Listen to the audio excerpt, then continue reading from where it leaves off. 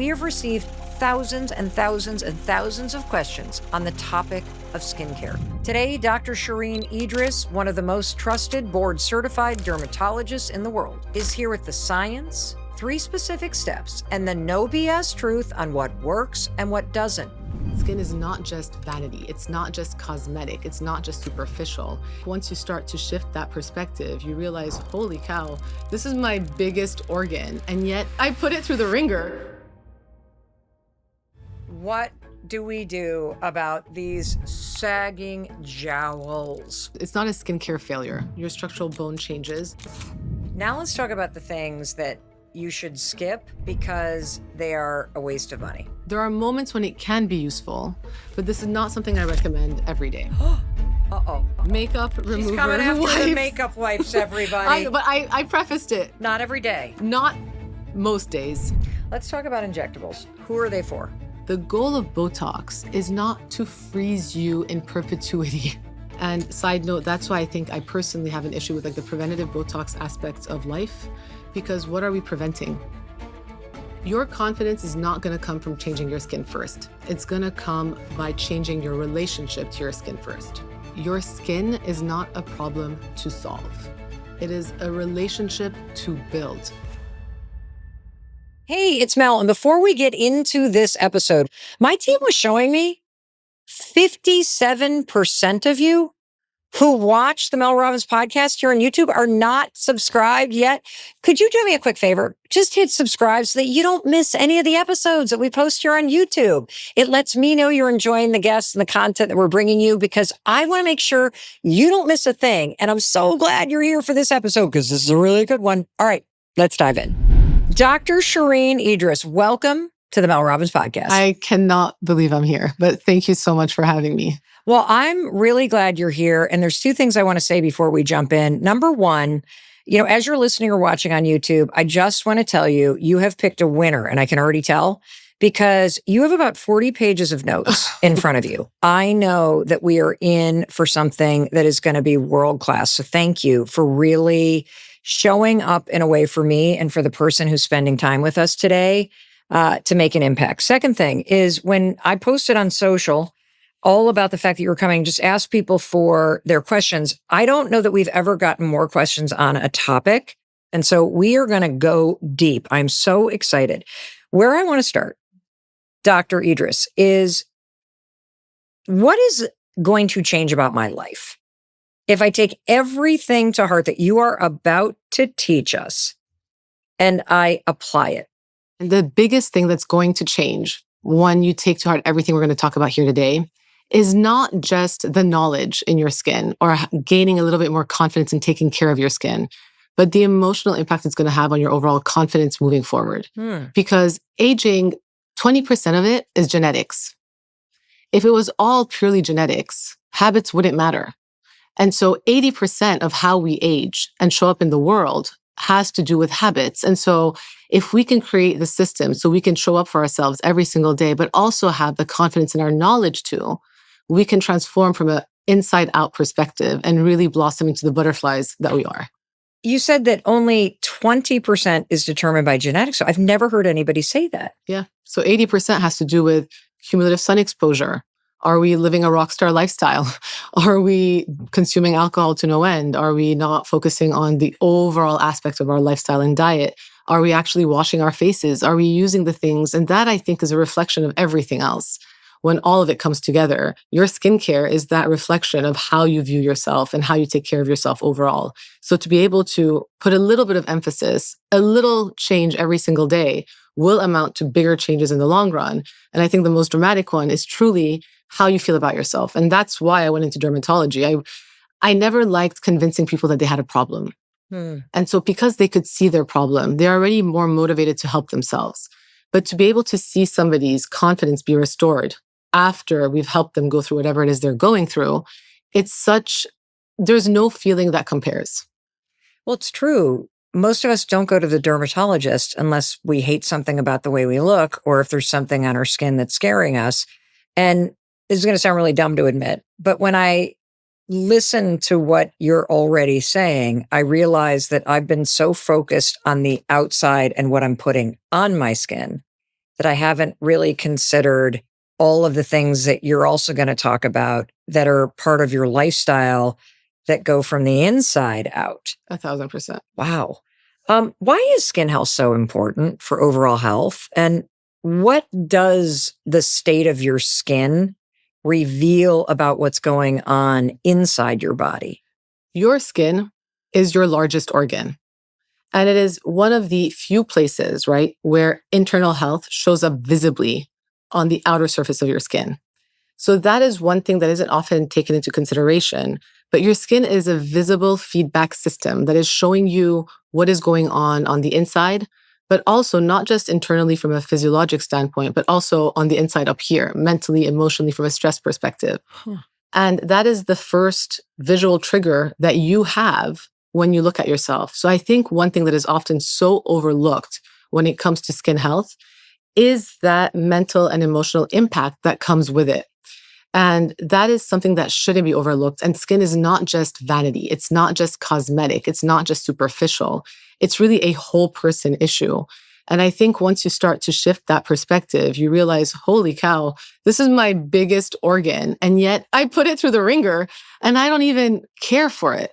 So it's really something that I find fascinating because it's so visible. And yet it's an afterthought for so many. Let's say the person listening or watching here on YouTube is in a phase of their life where they're going through all kinds of hormonal changes, and you hear that your skin is a reflection of what's going on in the inside. How do you want the person listening who feels now all of a sudden like, oh my God, the fact that Out of my control. skin is in welts and it's acne all over the place and I hate how I look, or my skin is sagging, or I sat out for decades in the sun and now I'm screwed. How do you want the person listening who's now starting to collapse a little to listen to what you have to say about what's possible if you feel like your skin is reflecting like not good health on the inside? You know what I mean? Yeah. I would want you to know, if you feel like your skin is taking control of your life and it is out of control, you are still in control. And it's a matter of first taking a step back and calming your skin down and really trying to first focus on calming everything down before focusing on treating the issue. And once we have that step in place, and we will talk about it more today, you will gain control over your skin and you will see that the possibilities are really endless. And it's never too late to start, whether you are 20, 30, 40. I mean, I have patients, my oldest patient is 88 and she still cares. And that's what I love about her. That shows her will to keep going. And people, I think, our society, they describe very negatively cosmetic work or vanity. And it's usually talked about under a negative light. But the truth is, being vain to a healthy and certain extent is just a reflection that you still care. If we didn't care, I'd almost be more worried. Are we really at the bottom of our struggles here? And so you have to understand that it's not just vanity. It's a reflection of you caring that you still want to show up. It doesn't matter when you're starting. You can always start to take control and help yourself. As a world-renowned dermatologist, what is healthy vanity and what is unhealthy vanity when it comes to how you look? That is a great question. And I don't think it has ever been truly defined. So I'm going to give you my subjective perspective. Unhealthy vanity, let's start with a negative, is when it is constantly consuming your mental thoughts, almost like an addiction, where no matter what you do or no matter what you try for yourself, you're constantly speaking about it in a negative way and it's not good enough. And so you are chasing a never-ending nothingness because it's just not something that's achievable, right? Whereas a healthy dose of vanity is like caring enough to show up and wear an iron shirt instead of a wrinkled shirt. Caring enough to brush your hair, caring enough to show up in a way where it's still a positive reflection of who you are, but it's not consuming who you are. Your confidence is not dependent on how you look, but it's the cherry on top and it allows you to feel more confident. And so that, I think, is the difference between unhealthy vanity and healthy vanity. What I kept thinking about as I was listening to the way that you were talking about self-criticism and never being enough is that there's also that relationship between unhealthy being the constant pursuit of hoping other people think you look a certain way versus the ability to look in the mirror and care about how you feel about yourself. I mean, newsflash, you've always looked like you. So if you're always pursuing other people's approval of how you look, you're pursuing something that doesn't exist. And I've been in practice for over 10 years. I see nearly 100 patients a week. And more often than not, it's a much deeper rooted issue that you're trying to get to. And that's where it's such a vulnerable state where you have to find someone that you trust, who's not going to feed off these insecurities or vulnerabilities or take advantage of. And I've seen it through every angle. And cosmetics is not just skin deep, it's deeper. I've never heard anybody explain it like that. And I can give you an example because I feel like I'm in the exam room with you right now. And I have come in because I hate at the age of 57, I've got these like jowls. And when you just said that it's never really about the thing you're complaining about, you're right. For me, it's that I feel old when I see my skin sagging, and it scares me to think that I'm 57 and that much of my life has just flown by, and that somehow if I get rid of these things that are hanging down like meat purses on my face, that I will feel different about myself. But, maybe there's something to do that we can, and we'll talk about all that. But I love that we're also saying that it's really about how you feel and the deeper things that are going on. Yeah, 1,000%. Wow.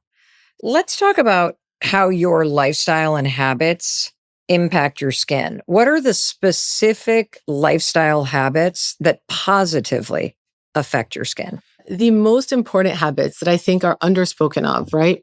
Number one, and I used to roll my eyes in my 20s and even in my 30s at this one, but it's true, sleep. You cannot underestimate the value of sleep. And the reason beauty sleep exists is for a reason, but I think it's misunderstood. It's not because you slept 8 hours last night that you look good today. Sleep is like compound interest. It's a long-term investment. And it's that bank that you're feeding over time that gives you your best results over time and in the long run. So it's not just about having one good night's rest. It's about consistently showing up to let your skin and your body heal and regenerate and start over again. Number two is movement. And I'm not saying you have to go become triathletes and bodybuilders, but simple movement, like just getting up, going for a walk, moving around, because that causes your lymphatic fluid to move. It keeps things going. It pumps the blood to your skin. It allows you to be better and show up better for yourself. It's very simple, but not many people move as much as they should. Number three, and this one is a little bit sensitive, but diet. Okay. A healthy diet is going to be supportive and it's going to help to create the right environment for your skin. We are all in agreement. But when people are eating their retinol, aka eating carrots to no end, to try to get the benefits of a retinol that you're applying topically, it's not going to give you that same impact as a topical medication, prescription, moisturizer, cream. Food is meant to really be supportive, to make sure that you are creating the best environment for yourself to push forward. Skincare with the crappiest diet is not great. You're just putting a Band-Aid, right? Right. It's both working hand in hand. So I think you have to think of lifestyle as a piece of the puzzle, a very important piece of the puzzle, but it's not the whole puzzle. Because when you make it the whole puzzle, you think that you can be fully in control, but there are going to be some things that happen that you're going to have to learn. How do we roll with the punches? How do we ask for help? How do we have, external things coming in to help us? Well, Dr. Idriss, the good news is that you're here to educate us about what the actual options are. So one thing that I'd love to hear you help us with is that we are so marketed to. And every time I go online, I see some 12-step skincare routine, red light masks, treatments, miracle products. How do you tune out the noise to figure out what your skin truly needs? This is a great question. And I think this is the $1 million question. First of all, nobody needs a 12-step skincare routine. Nobody. Nobody needs to be spending thousands and countless of hours on products. It's not productive. It's not realistic. And as a mom of two, who has not one, but two, some would argue 3 businesses, and a partner in my life, especially between the ages of 0 and 4, when my kids were really small, it was impossible to find time for myself. And so failing yourself by not showing up through a consistent skincare routine is the first point of failure. So if it's not something that you can be consistent with, it's not good enough. And a routine needs to be simple enough, that you can be consistent with it. So you can stick it through and actually see results, right? Yeah. So that I think is really important that people understand, because the internet, social media, it's optimized for selling things. And more doesn't mean better, especially not when it comes to your skin. And you really have to try to take a giant step back. And so this is what I tell patients, like I'm going to tell you, like I tell my own family. Literally take a giant step back from your mirror and not your magnifying mirror. And look at the forest and not the tree. Understand what is the biggest issue that you see in your skin. Is it brown spots? Is it redness? Is it dehydration? Is it wrinkles? Is it, I don't know, whatever, crepiness, whatever it is that you see, what is the one biggest issue that bothers you? And let's start just there. If you're overwhelmed, what are the 3 skincare products that you would say to somebody in your practice that they should add to their routine? If you're overwhelmed by all the products, forget the specific products themselves. There are 3 categories that you kind of want to incorporate into your routine to make sure, number 1, that you're protecting your skin. You're supporting your skin barrier, number 2. And number 3, you are helping drive long-term change. So before I start, I just want to preface this by saying I am not sponsored by any of these companies. None of this is paid for. This is not an advertisement. And I try to pick products that are within everyone's budget. Great. But also products you can find at your local drugstore. And I'm going to give you 2 examples for each because it's the way that, make up your own mind what it is that you want to use. We're starting with a very gentle cleanser, one that is meant to clean and cleanse your skin without overstripping your skin. And this is one that you can find at any drugstore. It's called Vanicream. It's a very simple one. It's nothing fancy. It can help clean your face. If you're somebody who has very dry skin, you can get another kind of cleanser that is a little bit more hydrating. But the job of a cleanser is really to just set the foundation, clean the gunk off of your face. And it is the smallest act of kindness that you can do for yourself. After you've put your face out into the world, come home, get the day off your face, and just start afresh. It's your foundational step. Okay. Right? That's number 1. How are you supposed to wash your face? So I recommend using a cleanser at night for the most part, right? This is a general rule. And ideally just using water in the morning. Once you've gotten the day off at the end of the day and you've put on your moisturizer and you go to sleep, in the morning, do you really need to use a cleanser to get all of the extra gunk off? Probably not. And just having water run on your face is going to be enough. Wow. Like even if your spouse or dog is breathing on you I mean, all night, again, you know what I I'm said saying? it's a general rule of thumb. I don't know. Well, you know what? I'm older than you. So when I'm sweating like crazy because of menopause, I feel like I've woken up and run a marathon. So I'm like, I got to clean all this stuff up. But here's the thing. I could do it with water. But even going through menopause, right? Yeah. Your skin is in a more dehydrated state. It is? Yes. And so you're losing that ability to hold on to hydration. And that's why you feel a little crepier. If you're compounding on top of that, overstripping your skin and getting rid of the oil that is on your skin, your skin is going to feel more out of sync. And it's going to be harder to make sure that you feel more intact. Now, there's a huge subset who cannot not use a cleanser in the morning because they have a lot of acne, they're oily prone, etc. So this is not necessarily for everyone, but for the vast majority, it is enough.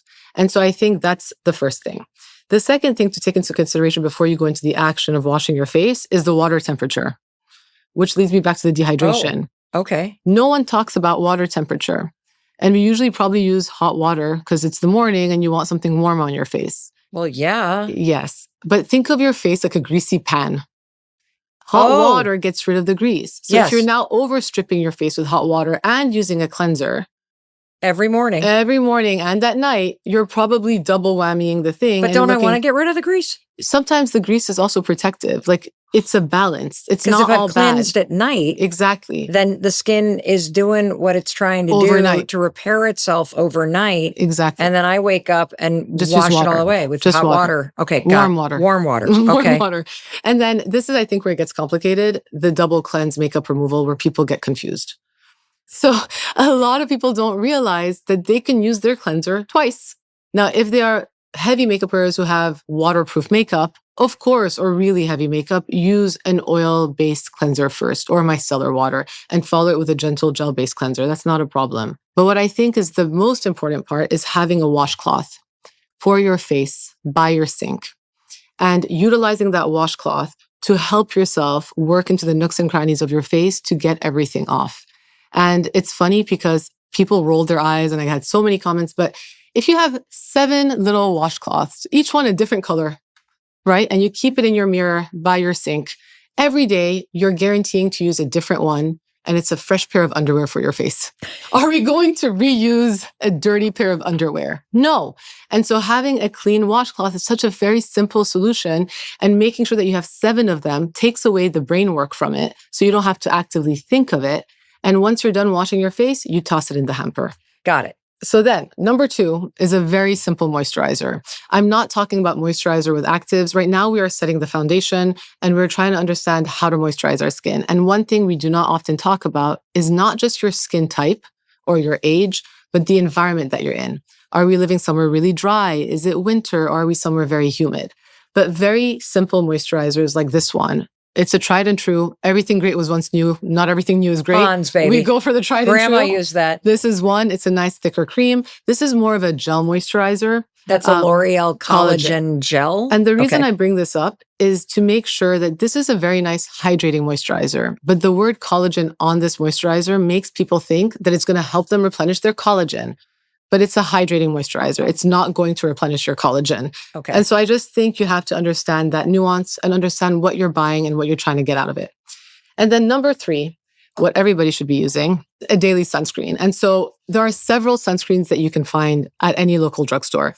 One thing that most people don't realize about sunscreen, it can double up as your moisturizer. It can? Yeah, for sure. So you don't necessarily need a moisturizer. Let's say you're really oily and you live somewhere really humid, like you're in Florida.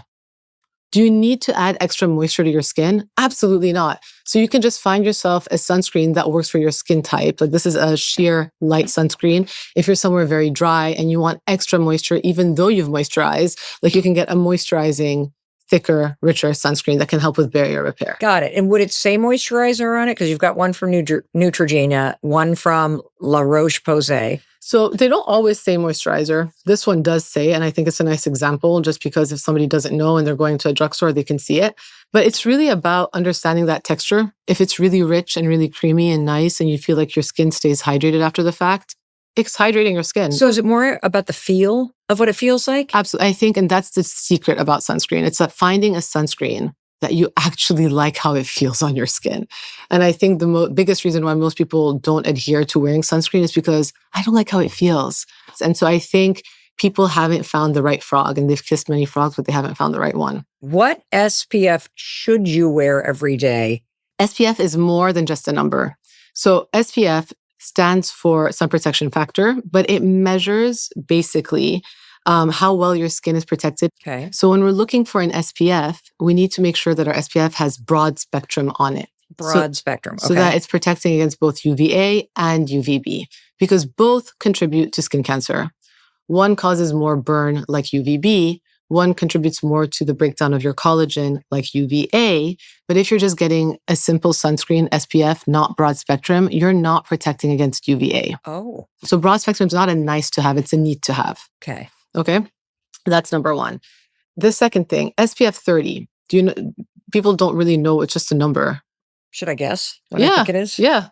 I kind of believed that like the 15 is only going so deep in terms of the barrier. The 30s maybe going a little deep in terms of it's like, you know, kind of the thickness of the cream or the invisible shield. Of the invisible shield. And is it actually about the number of minutes that it's helping? Yes. It is? It's minutes. So it's not 15 minutes or 30 minutes, but it roughly means how much longer you can stay out of the sun without burning compared to no sunscreen. So let's say... this is a lot of math. Say it takes 10 minutes for you to burn.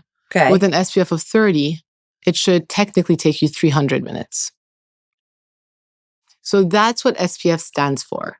And so it's something that most people don't even know. Dr. Idriss, what's the biggest myth about getting a safe tan? There is no safe tan.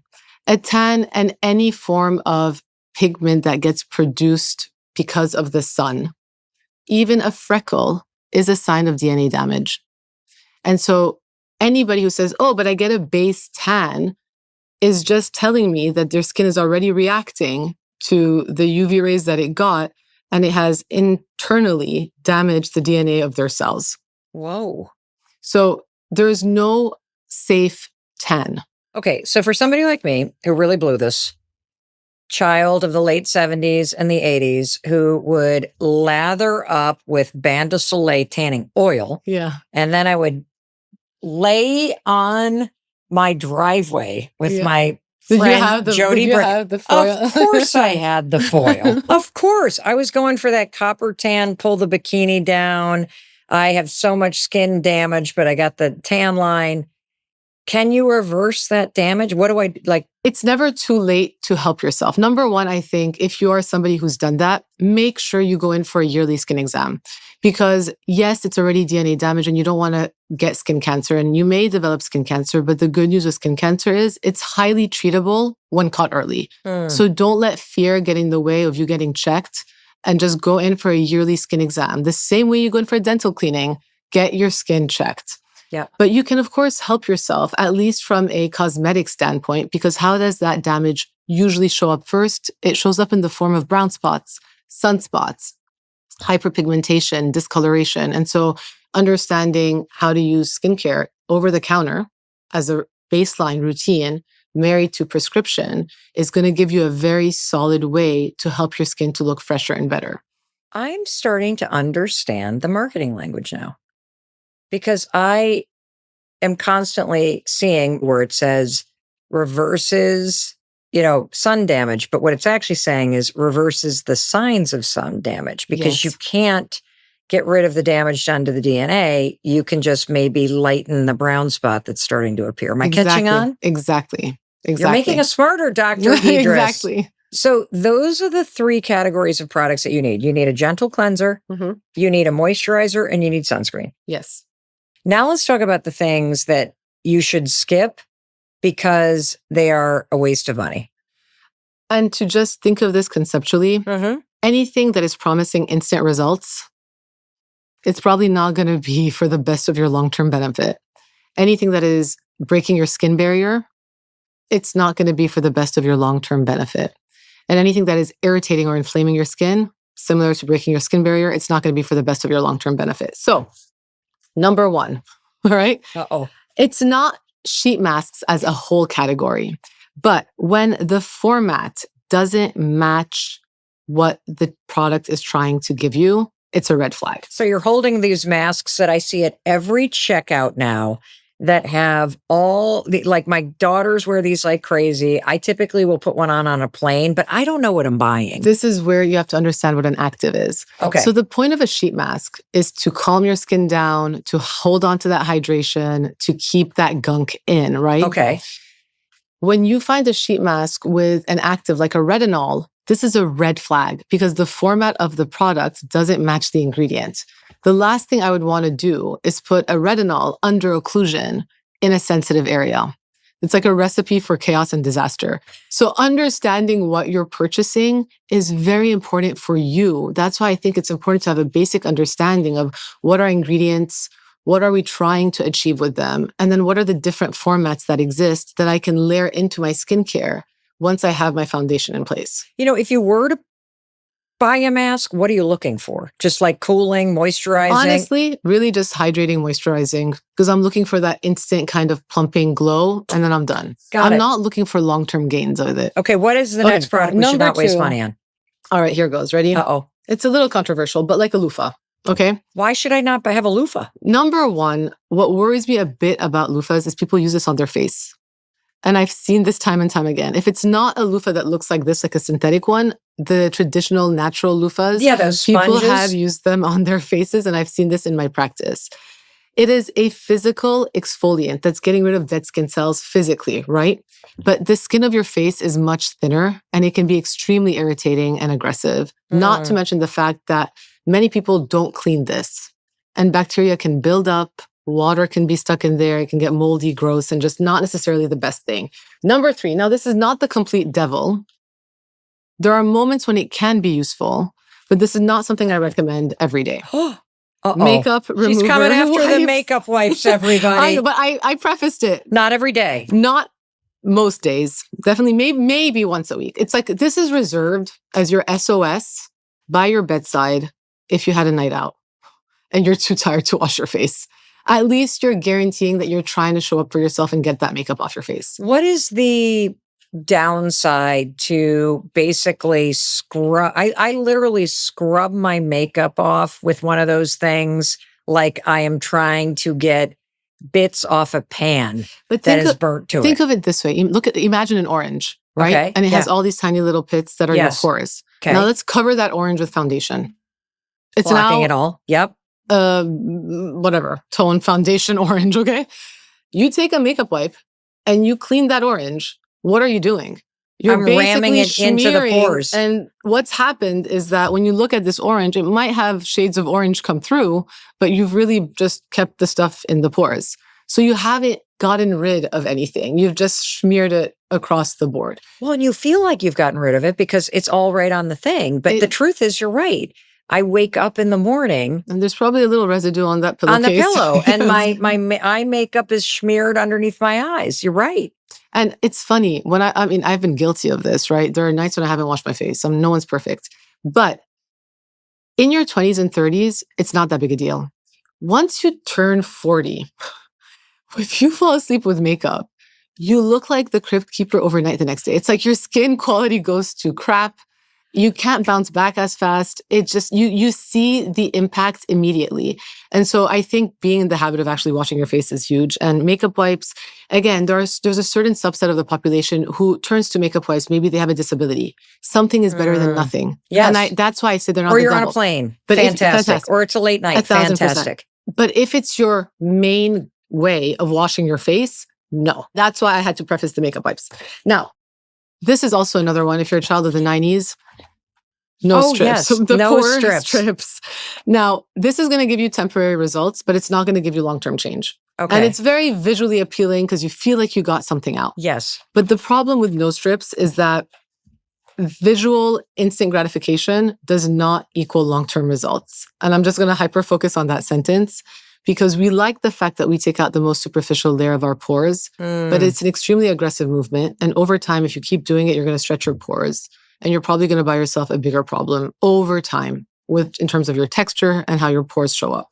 What kind of problem can it lead to? I mean, textural changes. It makes your pores more apparent. Your pores can start filling up faster again because it's just getting rid of that superficial part. And now I'm having to use it again to get it out as they're filling up. This sounds terrible. And this is where like a salicylic acid cleanser can be helpful to help to minimize that buildup instead of something that's giving you an instant gratification, like cheap dopamine hit.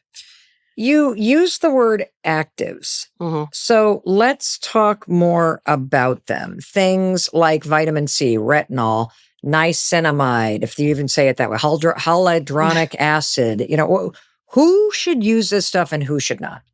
Okay. So actives are very important to help to support your skin overall, depending on what your goals are, right? Okay. But I just want to preface one thing again. It doesn't mean that they are miracle ingredients. So understanding what each one does is very important for you to know if you want it in your routine. But let's start with vitamin C. I think vitamin C has a lot of marketing around it. The food industry often trickles into the beauty industry. Okay, but I don't know what it does. No, exactly. And I think vitamin C... I actually put it on my face and I don't know what it does. Okay. Vitamin C, a lot of people can benefit from it. Okay, what does it do? It's going to help with your overall tone of your skin. Meaning it'll make it firmer. Skin color. Oh. It's a great question. And it's funny because I used to even be confused by what tone meant. It means your skin color. Well, can I ask a question about that? So if you're like a pale zombie like me who turns red all the time. Mm-hmm. It might not necessarily be the best thing for you. Okay. We'll talk about the types of vitamin C. But vitamin C helps with brown spots, helps with discoloration. Yes. Okay. It also helps with collagen production. You need vitamin C to produce collagen. But it also has antioxidant protection. So it's going to help to protect your skin from like the environmental stressors that can cause free radicals that cause your collagen to break down early. So it is a very powerful ingredient that has a huge track record, and it's a great one to have in your routine. But vitamin C is a category. There's the active form of vitamin C, known as ascorbic acid. And then there's a whole inactive side to vitamin C. Oh my God. So we may be buying something that says vitamin C that's not active? Yes. Thinking it's active. Yes. How do we know? You have to this is where I think, again, understanding who you're buying from, understanding the education that the brand puts out, understanding the different forms, and just educating yourself, not to gain a PhD, but to know enough to be dangerous, to understand, can I use this to help myself? So you use vitamin C, active vitamin C, for tone, for brown spots? You can use both. Both of them help with all of these issues. Okay. But if you're someone who thinks you have sensitive skin and your skin's very reactive, I probably wouldn't tell you to use the active form. Okay. Because it's much more pungent or whatever the word is. Like it has a stronger punch. Okay. And so I'd probably tell you go for the inactive form of vitamin C. Okay. What about retinol? Everybody's talking about retinol. I see, teenagers buying products with retinol in it. What is another retinol? Issue. Retinol is the crown jewel of active ingredients. It is a vitamin A derivative. Okay. And as a prescription, it is known as tretinoin, a retinoid. Over the counter, it's called a retinol. Now, like vitamin C has an inactive form, retinol is the inactive form, and the prescription is the active form. Oh. But this category of vitamin A is meant to help to build thicker skin, to promote collagen production, to help regulate how your cells turn over. So teenagers would use it originally for acne, like blackheads and whiteheads, to minimize how it sticks. And then we realized it has long-term longevity benefits. So it became a staple for the anti-aging world, and it has a huge track record of clinical data to support it. But one thing that I think people get wrong about retinols and retinoids is that stronger is better. I burnt my face doing this. That is wrong, because you are going to it's better to be consistent over time than to go wrong and strong. And I say with retinol, I'm a wrong and strong gal. It's Dr. Idriss. I got it. The tretinoa thing or whatever it's called. I looked like a lizard that had red skin within a week because I probably over-applied, and then I just stopped doing it altogether. Exactly. You got dissuaded. Yes. So it's about consistency over intensity. I would rather you pick the inactive form at its lightest concentration over the counter and use it 5 nights a week. Okay. And maybe use the prescription once. Okay. And have a healthy, happy skin state. Because that inflammation that you're going to cause, let's say you're doing this every week, long-term, it's not going to benefit you as you age. And let's say you just did it once, you got 0 benefit out of that. You've just been traumatized. Completely. And so I don't believe in trying to push for a higher concentration. It's about what are you using most nights of the week and you're able to hold on to without inflaming your skin. Talk to me about I can never say this word, hyaluronic acid. Hyaluronic acid. So this was all the rage even like 4 or 5 years ago, where you saw it on every beauty brand, mass marketing campaign.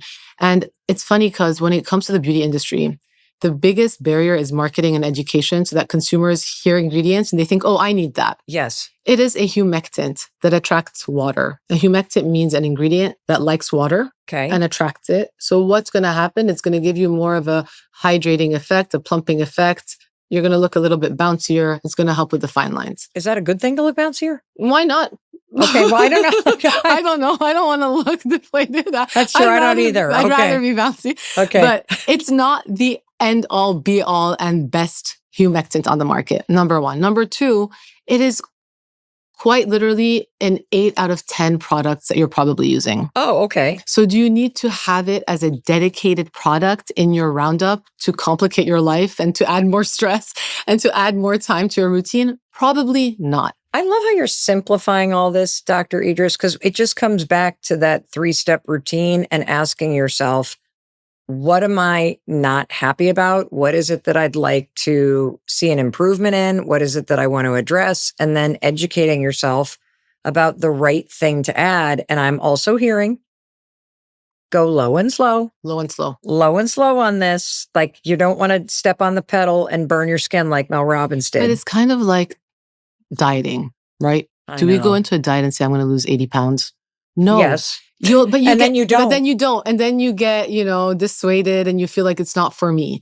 So let's focus on small wins, baby steps, things that we know we're not going to fail ourselves by, and really try to get the ball rolling in the right direction before we start to be too gung-ho about the whole process. Dr. Idriss, let's talk about sensitive skin. 70% of adults worldwide say they have sensitive skin, redness, irritation, stinging, often from skincare products. And they assume, okay, well, that's all that it is. What does sensitive skin really mean?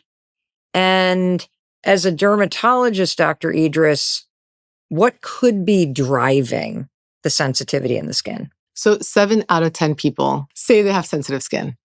But the reality is people who have true sensitivities is much lower at 1 out of 10.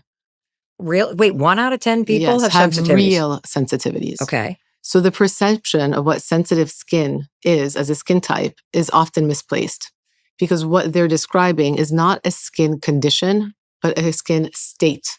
Their skin is very reactive. They have reactive skin, but sensitive, true sensitivities is I cannot tolerate, I'm making it up, a preservative. And when I have this preservative on my skin, I get a crazy rash that's itchy and I flare up and it lasts for days and I have to go on medication to calm it down. So it's more like an allergy. It becomes kind of like an allergy. Oh, I love that. But you could have reactive skin for a number of reasons. You can have reactive skin you can just be a reactive human. Most white people are reactive. You're going to see redness come up on your skin. All right. Most white people have that reactivity in their skin. If I wash my face, I get redder and then it calms down after a few minutes. That doesn't mean I'm sensitive. Why does it get redder? Because of the rubbing, your blood flow, you see it more, your melanin's low, it's more obvious. But that being said, most people don't actually have real sensitivities, and it's that skin state.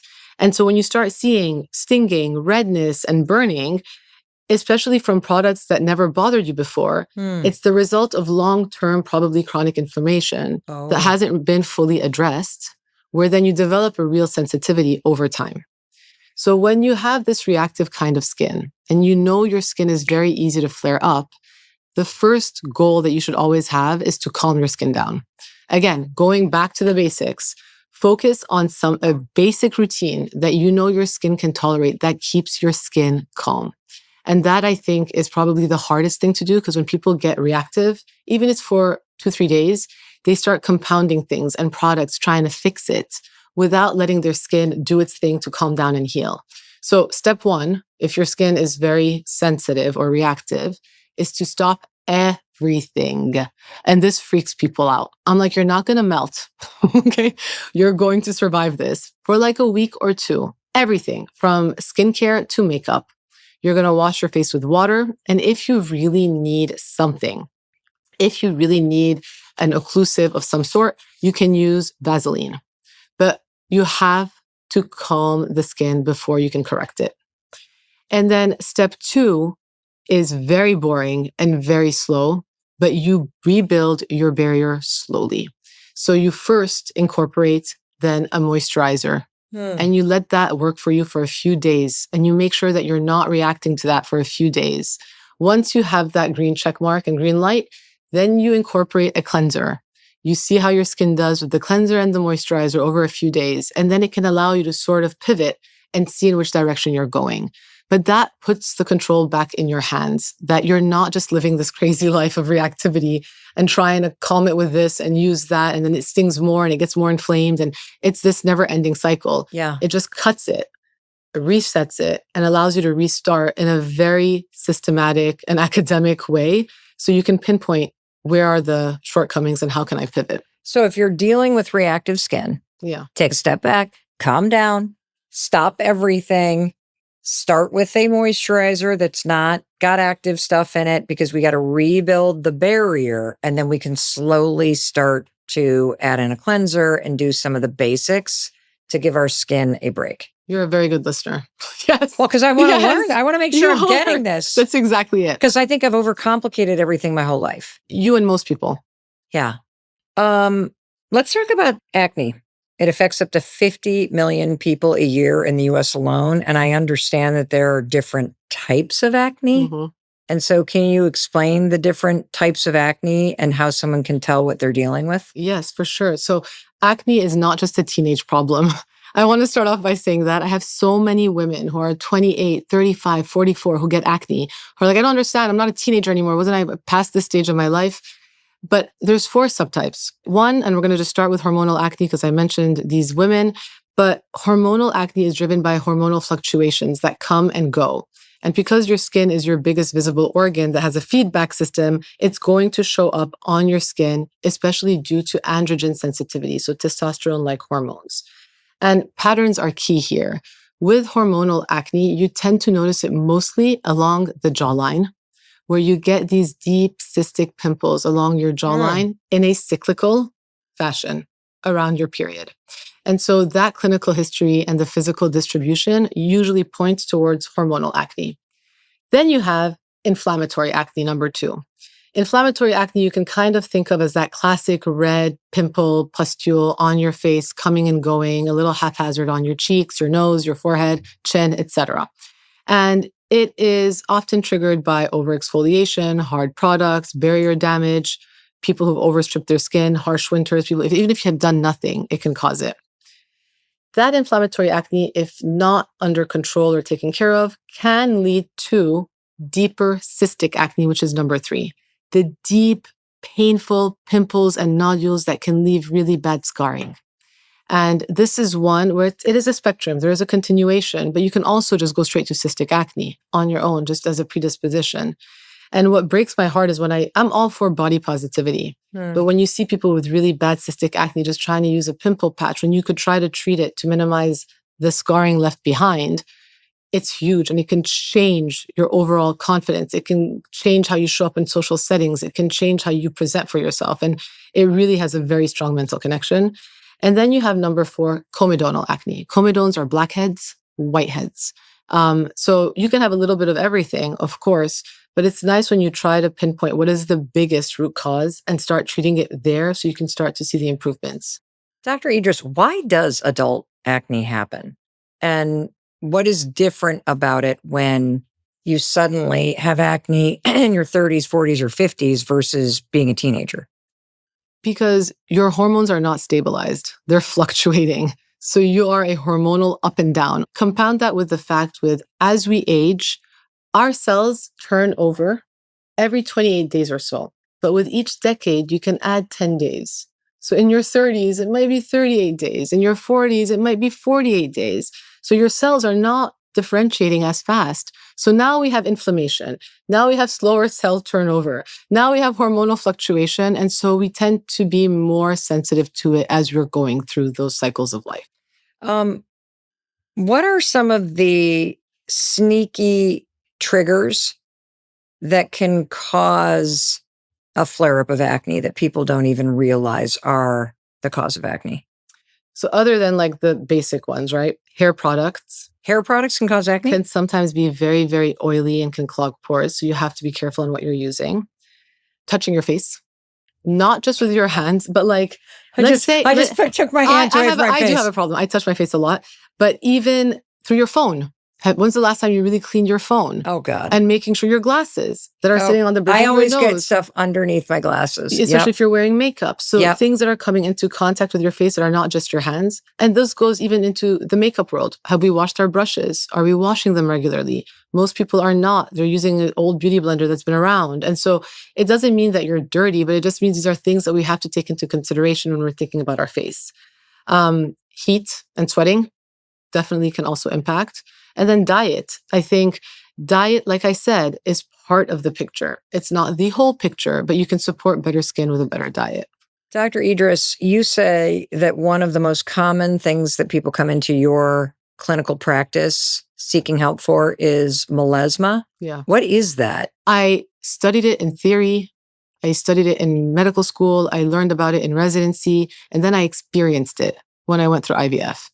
But melasma is hormonal pigmentation that is driven by your hormones. And it usually appears on your face in patches. Sometimes they're discrete and sometimes they're bigger, usually on your cheeks or your forehead.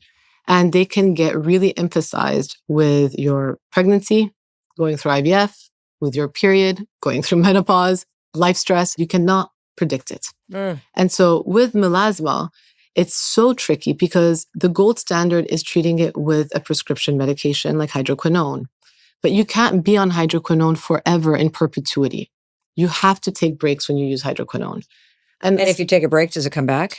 Exactly. So your over-the-counter routine has to be geared towards sustaining how you produce pigment so that the prescriptions can really have, hopefully, more impact on a longer term, so you're not always running back to them. Now, in recent years, there have been recent discoveries like oral medications that can help with deeper melasma, like dermal melasma. Not everyone is a candidate, but it's called tranexamic acid. If you're prone to blood clots, it's not for you. But if you've never had one, it can change how you see yourself. And the reason I'm telling you this is when my melasma flared, I felt like a crypt keeper overnight, and I was 34 or 35. And I remember my younger cousin, this hot young girl from like Geneva, comes over And she's like, hi, ooh. And that was her. Like, I was like, what? I just had a baby. And she goes, that's your first reaction? She goes, yeah, but what happened to your face? And it hit me like, it was like a dagger to my heart, like, because I felt bad about myself. And so when you have melasma, there's this constant feeling that you need to hide your face. And it's a very heavy feeling that sounds so silly and vain, but the repercussion is so much deeper that I didn't want to take a picture of my baby. I don't have any pictures of my daughter when she was the first couple of weeks old. That is so sad. Because I didn't want to see my face. And so I think when you have conditions like this, it really does amplify that skin is not just a cosmetic organ. It's a whole person issue. And melasma is such a visual of that, that for me, it's one of those conditions that I really do try to help people through, not just in my practice, not just through my skincare routine, but educating online so that they know that they have tools at their disposal to help themselves. All right. For the moment I've been waiting for personally, I want to talk about aging skin. Okay.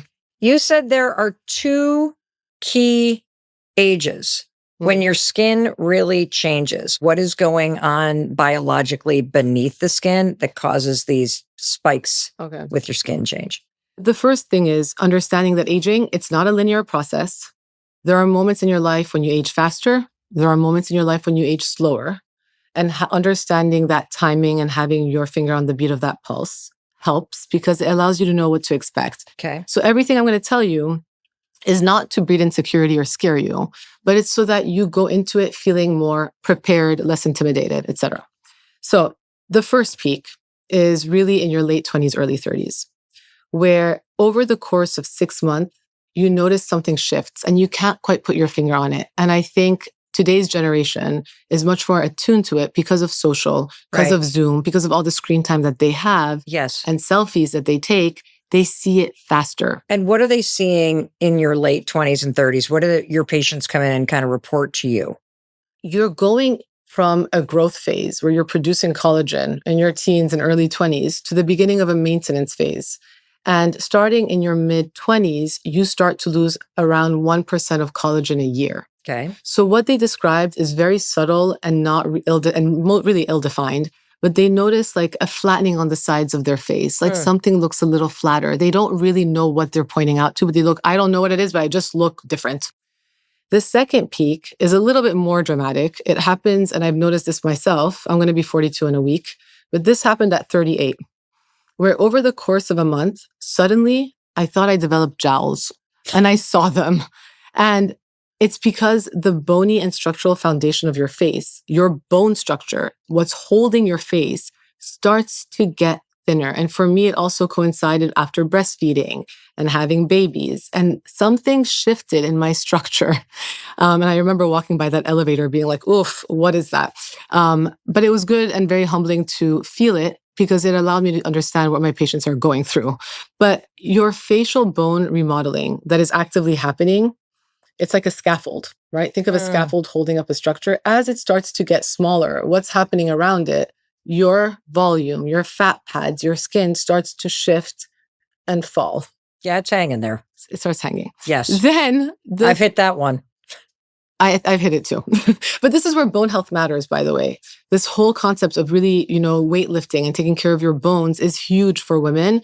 And the first place you really start to see it is your face. Shut up. So I can get rid of my jowls by lifting weights? I think when you really build a strong bone structure and really make sure that you're focusing on your bone health, you're not necessarily going to get rid of them, but it's going to make sure that you stay more intact. Now, genetics come into play. Yes. But you can try to help yourself. Okay. Now, this is the third peak that has been scientifically proven. And the actual age that they say, I think, is 44. There's a biomolecular shift and your cells age faster at this age.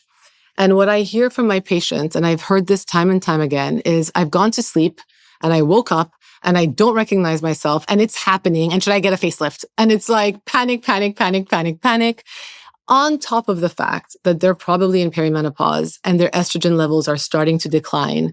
And estrogen is really, a hormone that helps with skin thickness. It helps with hydration, collagen production, oil production. So as the levels start to go down, your skin starts to feel thinner, plus the inherent DNA change that happens in both men and women. And it's like all hell breaks loose. Yes. And then there's a fourth peak that happens in our early 60s. where at this point, I think we've come to a better understanding of who we are and how we're aging. It's something that's not as dramatic because it's not so sudden as at 44. But you have your bones, you have your volume, you have your skin quality. All three of them are kind of shifting at the same time. And there's another little accelerated burst in the aging process.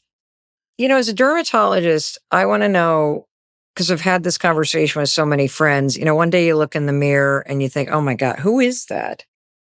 How do you best deal with the emotional sign of aging? Sagging, texture changes, and this recognition that it just feels like it's out of your control.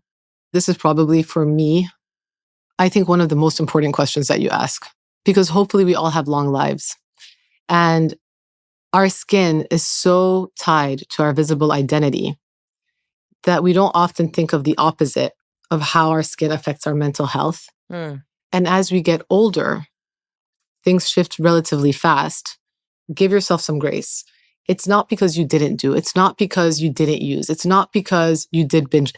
Life was going to happen, but what can we do now to support ourselves?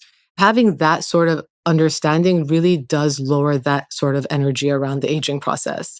And then just being open to learning about what is at your disposal, from over-the-counter skincare to maybe prescription, to maybe something minimally invasive, to maybe something more extreme.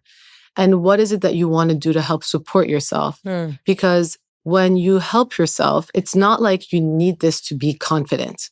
The goal is hopefully you're confident with yourself, and this is a cherry on top.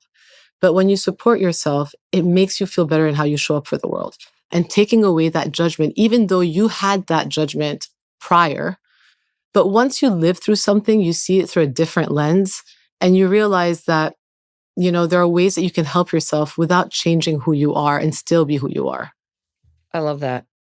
What do we do about these sagging jowls? Why do we develop them, and what the heck can we do about them? So the dreaded jowl. I hate these things. Even the word sucks.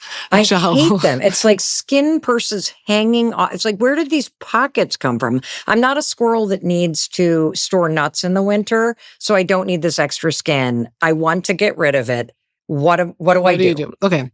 So first, it's important. It's not a skincare failure. It's not because you didn't have a good skincare routine. It's not because you didn't wear sunscreen correctly. It's a structural problem. Yeah, it feels like a face failure, It's if I'm being honest. It's a structural issue. Okay. And so the 4 things that lead to jowls, right? Yep. Your bone, your structural bone changes. That scaffold that's holding your face up is slowly disintegrating, Okay. right? And so what's happening from there are fat pads in our face, and we have many of them. Yep. They start to redistribute and drop, in addition to the fact that they shrink. And then on top of it, the surface, your skin, almost like the fabric of a couch, doesn't have anywhere to go. Plus, it's losing that collagen and elasticity. So it tends to just drape around it. So all of those 3 reasons, compounded with potentially a 4th, which is repetitive muscle movement. There are some people who talk a lot like this, or pull their teeth, and you could see their lower teeth when they speak. That emphasizes it. And so that is something that I think is really important that you understand, so that you don't go buy, for example, a firming cream. Okay. Or it's not going to do anything. It's not going to do anything. And so at some point, you're going to have to know where it's like a skincare failure or an anatomic failure.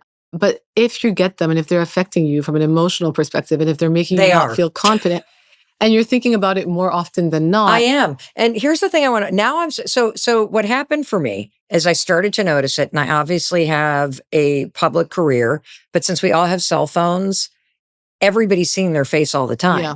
And so you just start to notice, what is this sagging thing that's happening? And now that I know that it's structural and I can't buy a cream, I'm depressed. So now I need something else. But I started talking about it with my sister-in-law, Christine, who's my business partner. And then Kris Jenner gets the most incredible facelift I've ever seen. I talked to my sister-in-law, Christine, about it. I now have my entire feed on social media of those plans, dermal, whatever the heck it is, facelift things, plus all these women trying to teach you how to massage with your knuckles straight up. I even tried the face massage. I'm like, I am so not disciplined. I don't think I could do this for 2 years straight.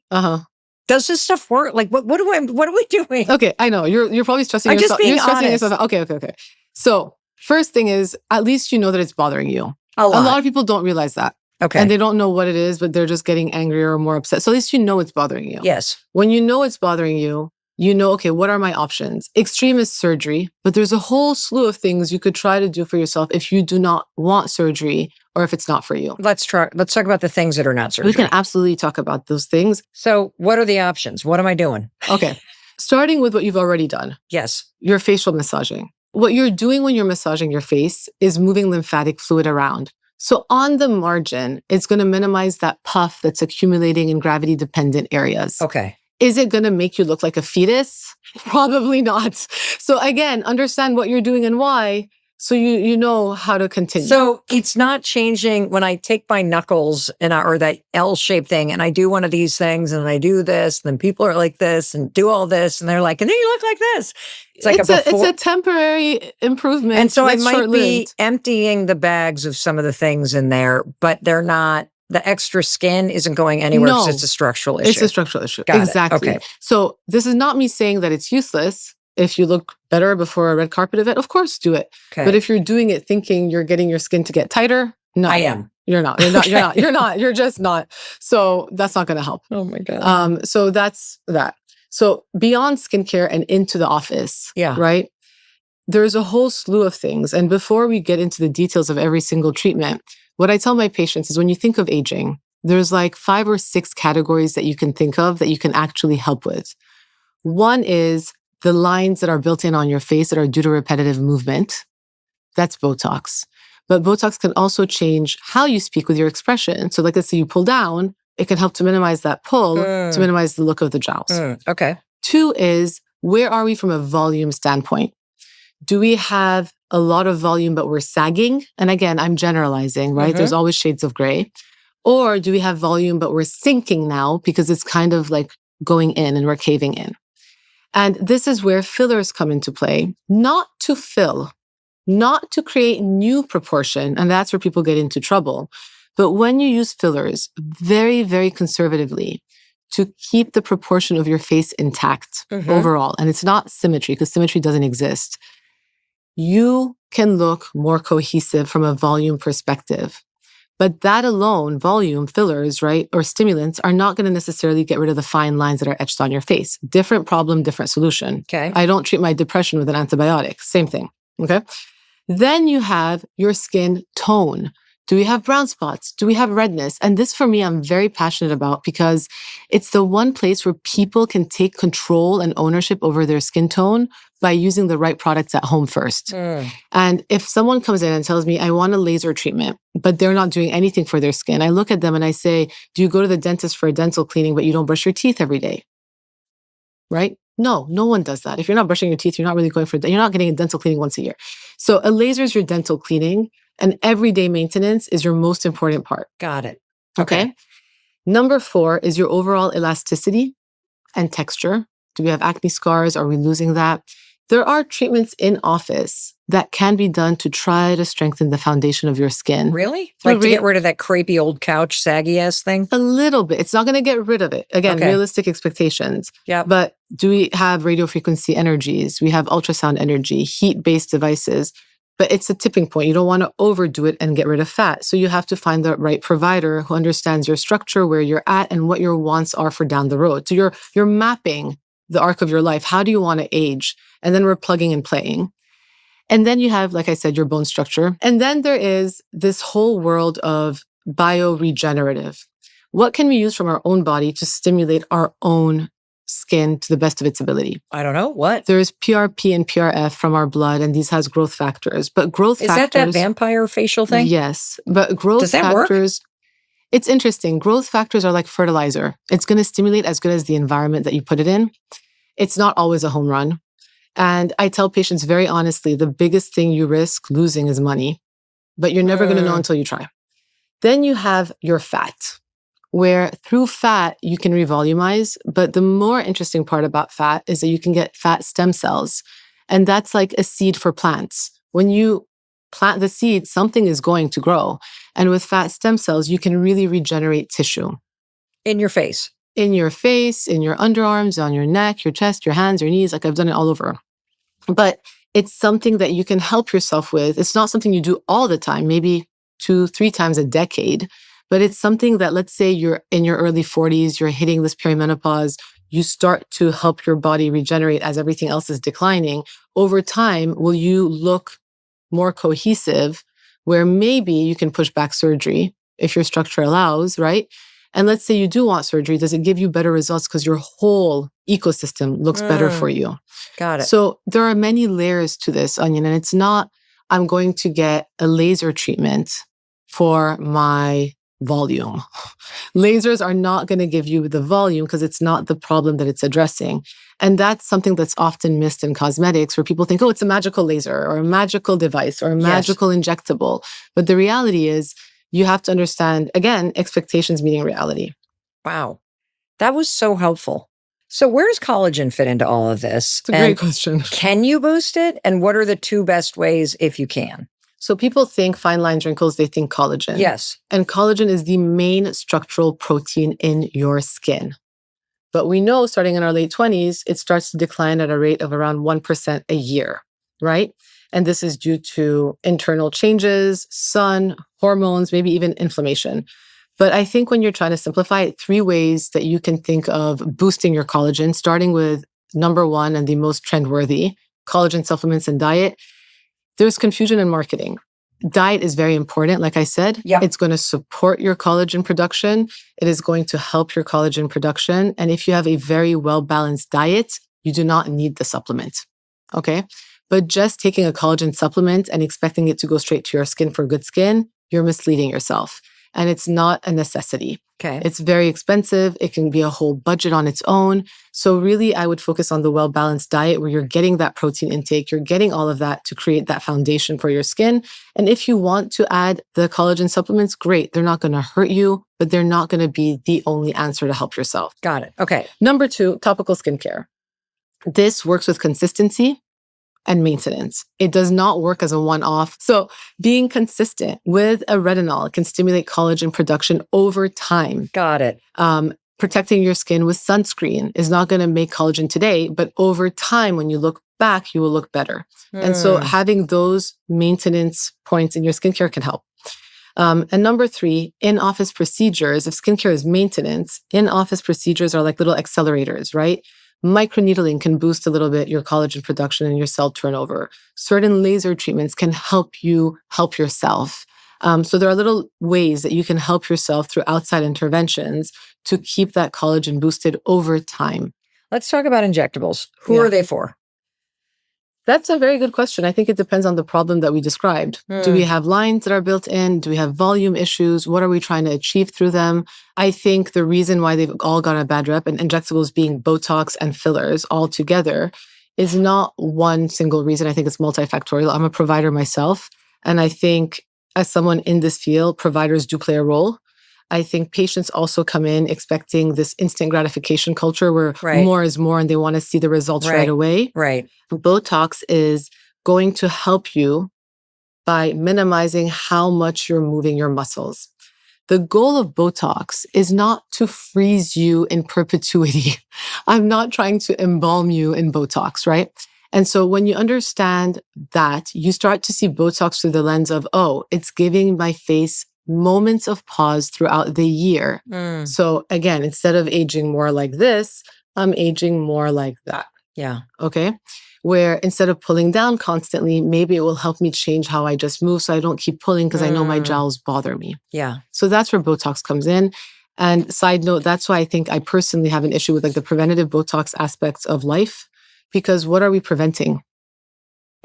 What are you preventing? The lines are going to form. And so when people have no lines on their face and they want to start Botox, they're coming to me from a fear-based, motivation. Yep. And that for me is a sign that they shouldn't be doing it. Because when you do anything out of fear, you're not doing it for the right reasons. And starting too young is going to push you into this world where you think you need to be frozen. So I don't believe in it. And I usually tell younger. What's too young, you think? Because I see this too with the 20-somethings that I know, wrenching up their forehead. I think I need to, I'm like, what? I mean, I think it's a great question that comes up and it's rightfully asked. Yeah. But it's hard to pinpoint a number. I've seen 20-year-olds who look really old, and I've seen 60-year-olds who look really young. So Fair. I'm a little skewed. I think when the lines are there and Well, they you see don't, 100 patients a week. You've been doing this for when more they than a don't go decade. away So and they're really bugging you, that's when you can start. gotcha. Fillers, like I said, it's a different category. The goal is to keep the proportion of your face intact. And when it's done very, very subtly, you shouldn't be able to notice it. And it's not like and how often are you doing it? How much are you injecting? Where are you injecting? Are you injecting to try to catch up with time, or are you injecting to play with where you're at right now? Mm-hmm. And so I think having that understanding is finding that provider that you fully trust. I love that. If the person listening is in a moment in their life where their confidence is in the gutter because of the state of their skin, or one of their kids is in the gutter confidence wise because of the state of their skin, I would love to have you speak to them and tell them what a few simple things are that they can do this week to just feel better, even if their skin Is not there yet. is not going to change overnight. It's going to change over time. Okay. So if you're listening and you're feeling out of sorts because of how your skin looks, your confidence is not going to come from changing your skin first. It's going to come by changing your relationship to your skin first. So do not start by trying to fix everything all at once, because you're going to open the floodgates and it's never going to amount to anything. So 3 simple things that you can do today is 1, simplify your skincare routine. Simplify so you can be consistent. And even if that's just, I'm going to wash my face, start with that. Small changes give you a sense of control and you start to feel better. 2, throw your magnifying mirror out. I cannot say this enough. Nobody is looking at you under a 10x zoom. Throw it out. It is causing more harm than good. And just start looking at yourself at a distance where people look at you and how you are seen and how you see yourself under the light that you normally see yourself. But a magnifying mirror is probably your biggest enemy. And number 3, do something for yourself, even if it's not skincare related. Maybe it's wear mascara, put on a red lip, wear the sexy jeans that make you feel good. Do something for yourself that helps you feel put together, like you're wearing an iron shirt. I think those 3 little things can cause automatic boosts of confidence and really allow you to start feeling like you're in control, so you can make a change and a shift for yourself. I love that. Thank you. If you had to distill everything that you have taught us today into a very simple takeaway, what's the number one thing, Dr. Idriss, that the person listening or watching on YouTube should remember and do after listening to this? I think if you're going to take away one thing from listening to this today, it's that your skin is not a problem to solve. It is a relationship to build, and you have to get to know your skin, understand the feedback, understand the signals, and hopefully gain a better understanding of what's at your disposal, so that when you're treating yourself, your expectations are met and you're not feeling like you're in a never-ending cycle of nothingness. Because ultimately, it's consistency that matters most. You want to show up without shame. And I think telling people that you care about how your skin looks can sometimes be shameful. And you want to care for yourself without that shame. And I think understanding the basics will always serve you better than the trends. I am so thrilled that you came. I learned so much. Dr. Idriss, what are your parting words? Be kind to yourself in the process. I think life is going to happen.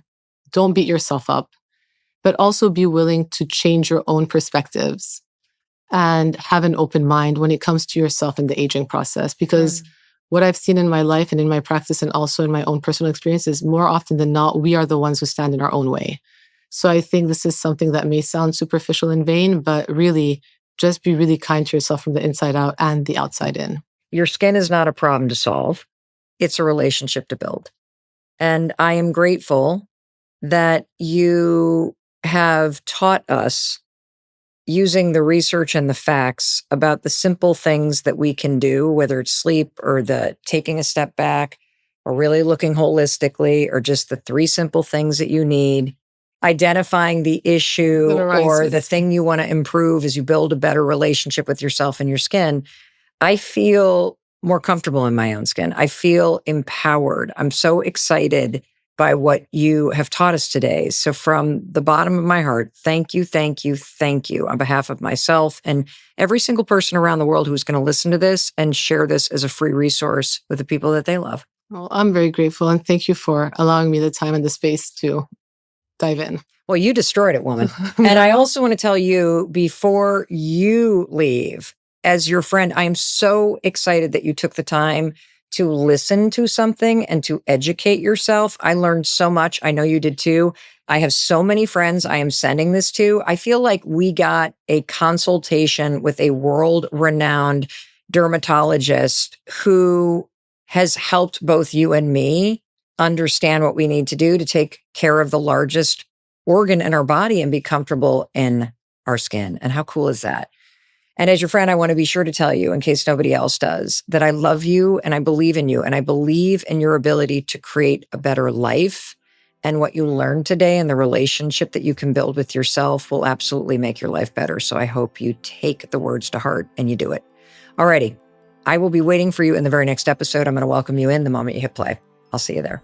And thank you for watching all the way to the end. I learned so much. I feel so empowered. And more importantly, it feels like a gift to share with other people. So thank you, thank you, thank you for being here all the way to the end on YouTube. Thank you for hitting subscribe. If this is lit up, please do your friend Mel Robbins a favor. Support us. Hit subscribe. It's free. It's the best way for you to say, I really appreciate all of this free resources and expert advice, Mel and team.